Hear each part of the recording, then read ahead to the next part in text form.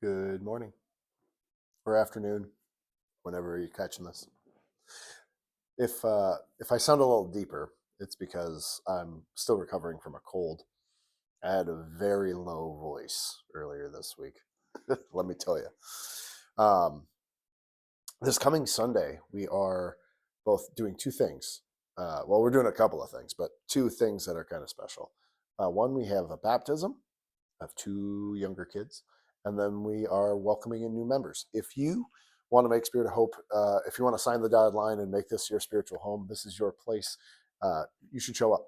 I don't require the class. The class is good in terms of, you know, getting matriculated in, finding out who the leaders are, that sort of thing.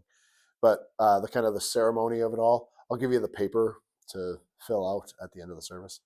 But those two things, membership is not required in the United Methodist Church for just about anything. Well, okay, let me clarify. If you want to participate in the larger church, if you want to participate in kind of the governance of this church as it's connected to the larger world, like trustees, council, our member to the higher denomination, the Minnesota Annual Conference, that requires membership. Yeah, you got to be a member. But we will baptize your babies, we'll confirm your teenagers, we'll marry you off, we'll bury your dead, and none of that's required for you to be a member. You can have communion, doesn't require to be a member. It is not a sacrament. Baptism is a sacrament. Communion is a sacrament. Remember, uh, Catholic Church has like 7, we have 2. And in fact, church membership is an extension of your baptism. Think of it like this: baptism is being claimed into a family, like getting married. I don't really like the metaphor of the church being the bride of Christ, but it's a metaphor that's biblically used. So if you are part of the bride of Christ, that's being a baptized believer, somebody who is committed to following the ways of Jesus. If that's you, church membership is deciding where your house is going to be. I think I've used this metaphor early here, but stay with me. When my wife and I wanted to buy a house, we didn't want to build our own house. We've known people who've built a house, and the amount of decisions you have to make is ridiculous. It's so for some people that's exactly what they're called to do and they want to do and they're excited by it. I am not. I want some things already decided for me.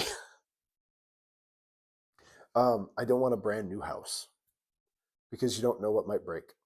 You don't know what's really tested. You don't know how it'll last.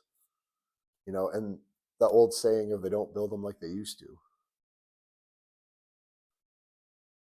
I also, there comes a point in the age of a house where the challenges that house faces might be beyond my scope of living there. You can apply all of this to kind of church life and deciding what church you want to join. It doesn't make your marriage. Hold on. Before I get into the church metaphor, no matter which house my wife and I pick, there's going to be ups, there's going to be downs, but we face it together. And it will be part of that relationship. The house that my wife and I reside in is an intimate part of the very relationship we possess. Similarly, picking a church. You and Jesus picking a church.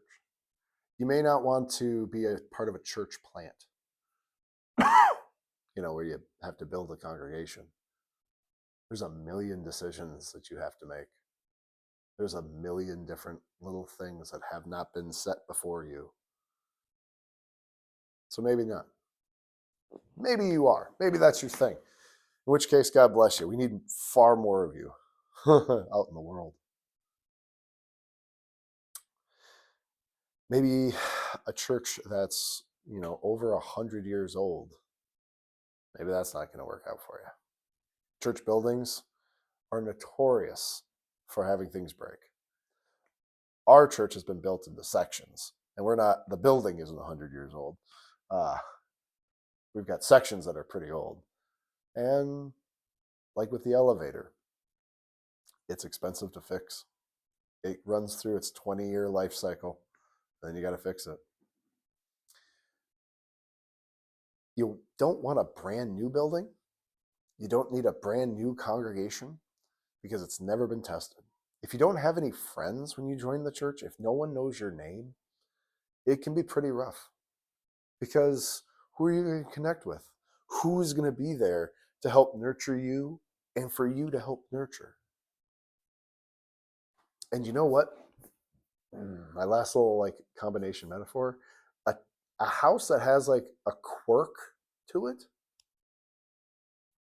that that's character. Too many quirks and you got a lemon. But a house with a few quirks, I don't know. It kind of makes it feel like it's yours.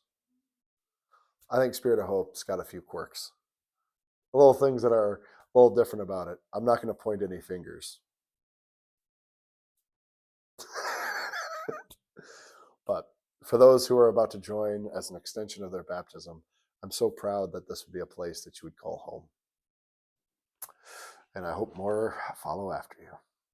I'll see you Sunday.